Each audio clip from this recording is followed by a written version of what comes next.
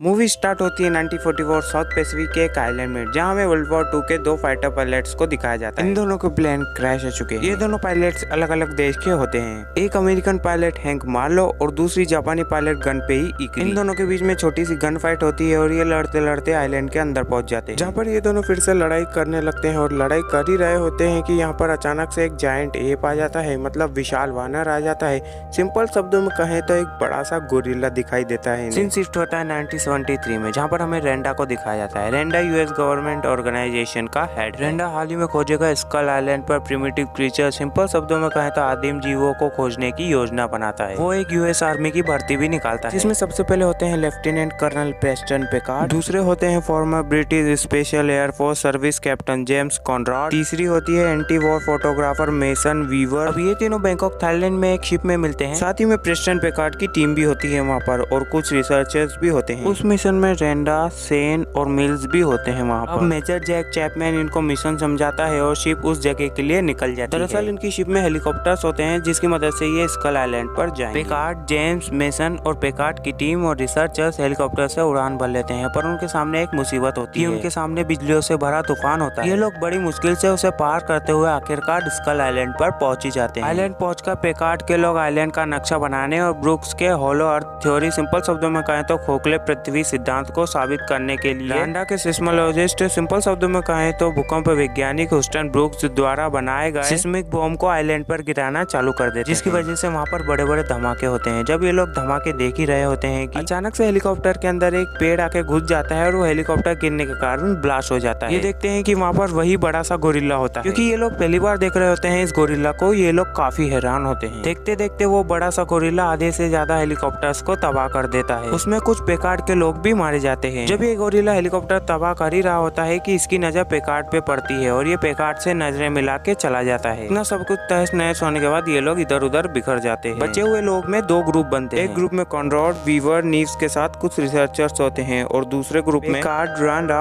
और कुछ सोल्जर्स होते हैं। पेकार्ड मेजर जैक चैपमैन से कांटेक्ट करता है। जैक चैपमैन का हेलीकॉप्टर क्रैश होने के कारण हेलीकॉप्टर नष्ट हो जाता है, इसमें उसके दूसरे साथी की मौत हो जाती है। जैक चैपमैन पेकार्ड को बोलता है कि मेरे हेलीकॉप्टर में अभी भी बहुत सारे हथियार बचे हुए हैं। पेकार्ड जैक चैपमैन से उसकी लोकेशन पूछता है, तो जैक चैपमैन उसकी लोकेशन बता देता है। पेकार्ड जैक चैपमैन को बोलता है कि हमारे पास भी अभी भी बहुत सारे गोला बारूद बचे हैं जो उस गोरिल्ला को मारने के लिए काम आएंगे। क्योंकि जैक चैपमैन अपनी लोकेशन बताता है पेकार्ड को, तो पेकार्ड अपने ग्रुप के साथ उसको ढूंढने के लिए निकल जाता है। दूसरी तरफ कॉनराड को बताया जाता है। कॉनराड अपने ग्रुप से बोलता है कि अगर हम नदी के रास्ते चले तो हम शिप तक पहुंच जाएंगे। कॉनराड का ग्रुप उस जगह के लिए निकल जाता है। जब कॉनराड का ग्रुप चल ही रहा होता है कि रास्ते में उन्हें एक बड़ी सी आग जैसा क्रीचर दिखाई देता है, जिसे वो लोग देख के घबरा जाते हैं। पर वो बड़ी सी आग जैसा दिखाई देने वाला क्रीचर इन्हें कुछ नहीं करता है और चुपचाप यहाँ से चला जाता है। इधर पेकार्ड का ग्रुप भी जंगल से होते हुए गुजरता है। जंगल में उन्हें कुछ अजीब सा महसूस होता है। जब वो ऊपर देखते हैं उन्हें बड़ा सा मकड़ी जैसा जीव दिखाई देता है। वो जीव पेकार्ड के ग्रुप के एक मेंबर को मार देता है। फिर क्या, ये सब लोग उस पर फायरिंग करना चालू कर देते हैं। कड़ी मेहनत के बाद ये उस बड़ी सी मकड़ी जैसे दिखाई देने वाले जीव को मार देते हैं। इधर जेम्स कॉनराड का ग्रुप एक जगह पे पहुंचता है। ये जगह बहुत सुनसान लग रही होती है। जब वीवर अपने कैमरे से उस जगह की फोटो खींच ही रही होती है कि उसके कैमरे में अचानक इंसान दिखाई देता है, जिसे वो देख के डर जाती है। दरअसल ये लोग ईवी के लोकल आदिवासी, सिंपल शब्दों में बोले तो के लोकल लोग रहते हैं। ये लोग कॉनराड के ग्रुप को घेर लेते हैं, और तभी वहाँ पर मार्लो आ जाता है। अब यहाँ पर एक अमेजिंग बात आती है। जो लोग मेरी वीडियो शुरू से देख रहे हैं उन्हें पता है कि मार्लो कौन है। फिर भी मैं आपको बता दूं, मूवी की शुरुआत में मैंने आपको दो पायलट्स के बारे में बताया था। उनमें से एक पायलट मार्लो ही था। तो ये वही हैंक मार्लो है जो कि अब बुढ़ा हो चुका है। मतलब कि मार्लो को इस आइलैंड पर रहते रहते 18 साल हो गए। मार्लो कॉनराड के ग्रुप से बातचीत करता है। कॉनराड के ग्रुप से एक रिसर्चर मार्लो से बोलता है कि एक अजीब सी चीज है। तो उस पे से मार्लो बोलता है कि यहाँ पर एक नहीं बल्कि बहुत सारी अजीब सी चीजें हैं। अगर तुम यहाँ पर रात रुके तो तुम्हारा काम खल्लास हो जाएगा। मार्लो कॉनराड और उसके ग्रुप को अपने साथ ले जाता है। सीन शिफ्ट होता है चैपमैन के पास। चैपमैन एक नदी में मुंह धो ही रहा होता है कि वहाँ पर एक जायंट गोरिल्ला आ जाता है। वो गोरिल्ला जब तक चैपमैन को देखता है, चैपमैन एक चट्टान के पीछे छुप जाता है। गोरिल्ला अब अपने घाव को देखता है। दरअसल ये वही गोरिल्ला होता है जिसने अभी कुछ देर पहले तबाही मचाई थी। गोरिल्ला नदी में से पानी पीता है। जब वो पानी पी ही रहा होता है कि उसे किसी के होने का एहसास होता है। गोरिल्ला अपना हाथ पानी में डालता है, पर वो चीज उसे जकड़ लेती है और हम देखते हैं कि वो चीज और कोई नहीं, एक बड़ा सा ऑक्टोपस है। गोरिल्ला उस ऑक्टोपस को अपने पेट से पिचका देता है और खा जाता है, और बचा हुआ ऑक्टोपस अपने डिनर के लिए ले जाता है। इधर मार्लो कॉनराड और उसके ग्रुप को उस जगह ले आता है जिस जगह वो रहते हैं। मार्लो इन्हें बताता है कि जो तुमने अभी बड़ा सा गोरिल्ला देखा उसका नाम कॉन्ग है। कॉन्ग इस आइलैंड की रक्षा करता है शिकारियों से, और ये उसका घर है। अगर तुम किसी के घर में घुस के ब्लास्ट करोगे तो वो तुम्हें तकलीफ देगा ही। हम लोग तो यहाँ पर सिर्फ मेहमान के रूप में हैं। वीवर मार्लो से पूछती है कि क्या तुम्हारे दोस्त को कॉन्ग ने ही मारा है। उस पे से मार्लो बोलता है कि मेरी फ्रेंड को कॉन्ग ने नहीं, उन जीवों ने मारा है। आइलैंड के ऊपर कॉन्ग की हुकूमत देती है और आइलैंड के नीचे शैतानों की। कॉनरॉड मार्लो को बोलता है कि ईवी के लोग उस शैतान को क्या बुलाते हैं। उस पे से मार्लो बोलता है कि ये उन्हें कुछ नहीं बुलाते, पर मैं उन्हें स्कल क्रॉलर बुलाता हूँ। सिंपल शब्दों में कहें तो खोपड़ी राक्षस। ये दिखने में छिपकलियों जैसे दिखते हैं। इन स्कल क्रॉलर ने पूरे कॉन्ग की प्रजाति को मार डाला। उनमें से कॉन्ग ही आखिरी बचा है। ईवी के लोगों का मानना है कि अगर कॉन्ग भी मर जाता है तो एक बड़ा सा स्कल क्रॉलर आएगा और पूरे आइलैंड को तबाह कर देगा। मार्लो ने ये भी बताता है कि समय के साथ साथ मैं और ईकरी एक अच्छे फ्रेंड बन चुके थे, पर कुछ समय पहले उन स्कल क्रॉलर ने गनपेई को मार दिया। मार्लो और कॉनरॉड का ग्रुप गनपेई के क्रैश प्लेन को रीबिल्ड करने में लग जाते हैं। दरअसल ये एक बोट है जो कि क्रैश प्लेन से बनी है। मार्लो इन सबको कहता है कि मैंने और गनपेई ने इसको बनाने के लिए पूरे 6 साल लगा दिए, पर कुछ दिक्कतों के कारण ये चालू नहीं हो पाई। दूसरी तरफ जैक चैपमैन पेकार्ड की टीम से कांटेक्ट करने की कोशिश करता है, पर उसका कांटेक्ट नहीं होता है। पर वो जिस जगह बैठा होता है वो जगह अचानक से हिलने लगती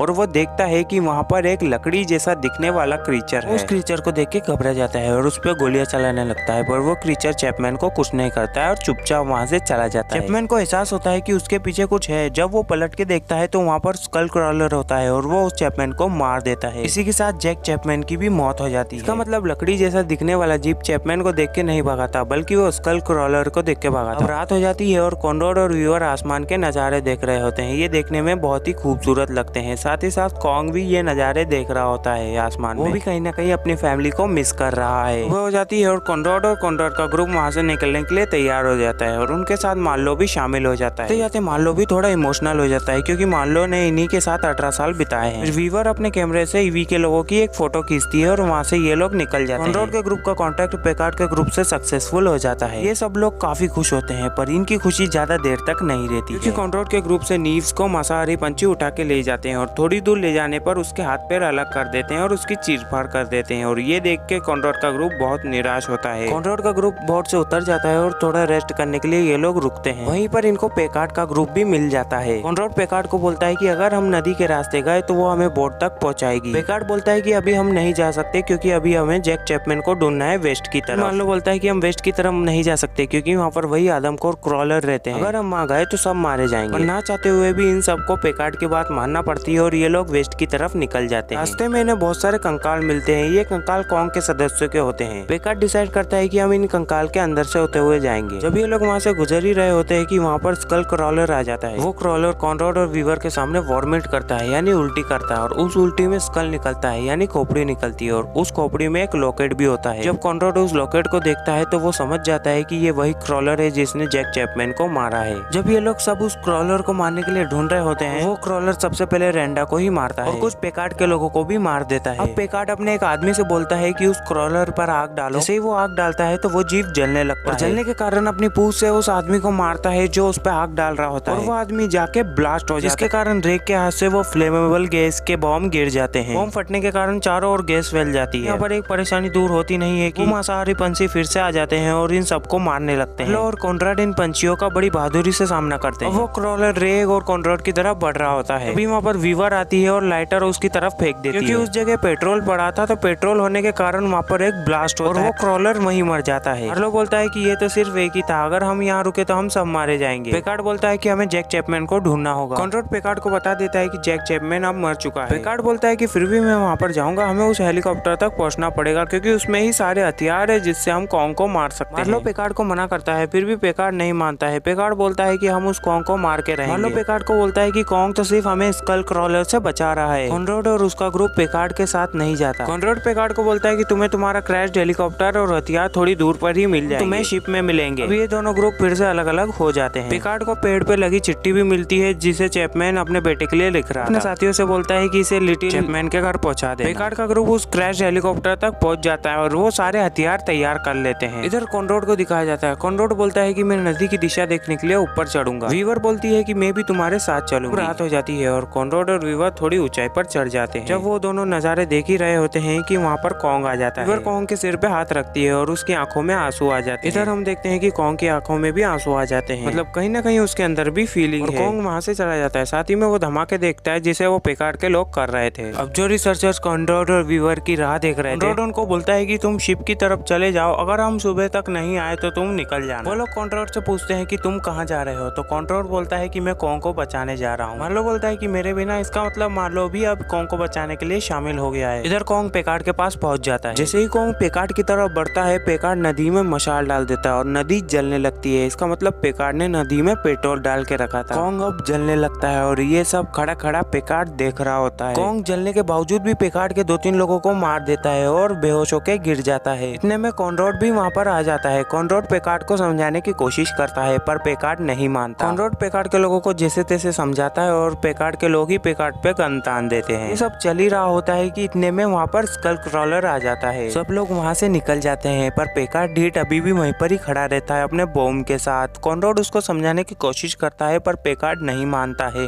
कॉनरॉड भी अब वहाँ से चले जाता है। कॉन्ग भी अब होश में आ जाता है। पेकार्ड कॉन्ग की तरफ देख के बोलता है कि अब तो तू गया साले। फिर कॉन्ग अपने हाथ से पेकार्ड को पिचका देता है। इसी के साथ पेकार्ड की भी कहानी यहीं पर ही खत्म होती है। कॉन्ग और क्रॉलर की बहुत भयानक फाइट होती है और ये मोमेंट व्यूअर अपने कैमरे में कैद कर लेती है और वहाँ से चली जाती है। अगली सुबह ये लोग फिर से शिप की ओर चल देते हैं पर रास्ते में इनको नदी मिलती है। इनको नदी पार करके जाना रहता है। इतने में वो बड़ा वाला स्कल क्रॉलर भी आ जाता है। ये सब लोग नदी पार करते हैं पर उनमें से एक कोल उनके साथ नहीं जाता है, वो वहीं रुक जाता है। कोल उसके फ्रेंड को बोलता है कि जाओ जी लो अपनी जिंदगी। इतना बोल के वो बॉम्ब अपने हाथ में खोल लेता है। जब तक कॉनरॉड और उसके बाकी साथी कोल को रोकते, स्कल क्रॉलर कोल के पास आता है और अपनी पूंछ से कोल को दे मारता है और कोल जाके पहाड़ से टकरा जाता है और ब्लास्ट हो जाता है। अब मुझे ये समझ में नहीं आया कि आखिर कोल ने ऐसा क्यों किया। अगर उसको मारना ही था तो वो बॉम्ब फेंक के भी मार सकता था। आप कमेंट में बताएं कि आपको क्या लगता है। क्रॉलर अब कॉनरॉड और उसके साथियों के पीछे भागता है पर इतने में कॉन्ग वहाँ आ जाता है और उसे पीटने लगता है और इन दोनों की भयानक लड़ाई होती है। ये लास्ट के फाइट सीन गाइस देखने लायक होते हैं। इधर वीवर भी क्रॉलर के सिर पे फ्लेयर गन से शूट कर देती है। क्रॉलर अब और जख्मी हो जाता है। दूसरी तरफ से कॉनरॉड और उसके बाकी साथी भी क्रॉलर पे फायर करते हैं। इन सब की लड़ाई के बीच में वीवर पानी में गिर जाती है पर कॉन्ग वीवर को बचा लेता है। गुस्से में आके कॉन्ग क्रॉलर को मार देता है। सब लोग एक साथ होके वहाँ से निकल जाते हैं। इसी के साथ ये मूवी भी यहीं पर ही खत्म हो जाती है। गाइस अगर आप लोग ने ये वीडियो यहाँ तक देख ली है तो इस मूवी के पोस्ट क्रेडिट सीन और प्री एंड क्रेडिट सीन अभी बाकी है। जब तक मैं मूवी का बायोडाटा दे देता हूँ। ये मूवी 2017 में रिलीज हुई थी। इसकी IMDb पर रेटिंग है 6.6। इस मूवी का बजट था $185 मिलियन का।